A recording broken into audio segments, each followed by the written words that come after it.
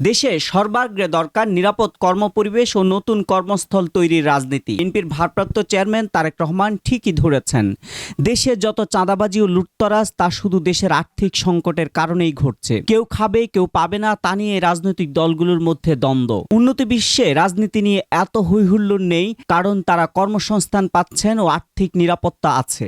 জুলাই অভ্যুত্থানের বর্ষপূর্তিতে বিএনপির ভারপ্রাপ্ত চেয়ারম্যান সেটা বুঝেই এবার বিএনপির আগামীর এজেন্ডা নতুন কর্মস্থল ও নতুন কর্মপরিবেশকে চ্যালেঞ্জ হিসেবে নিলেন। ১ জুলাই ২০২৫ তার বক্তব্যে তিনি তাই স্পষ্ট করেন।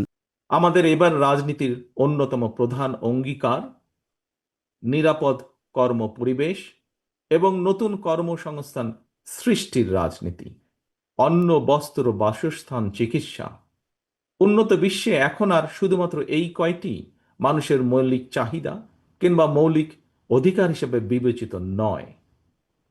বিশ্বের অগ্রগতির সঙ্গে সঙ্গে আরো অনেকগুলো গুরুত্বপূর্ণ বিষয় এই তালিকায় অন্তর্ভুক্ত হয়েছে। জননিরাপত্তা, জন অধিকার, বাক ও ব্যক্তি স্বাধীনতা, সম ও ন্যায্য অধিকার, পরিবেশ সুরক্ষা, জলবায়ু পরিবর্তনের প্রভাব। বর্তমানে বিশ্বে এই বিষয়গুলোকে কিন্তু আর অবহেলার সুযোগ নেই।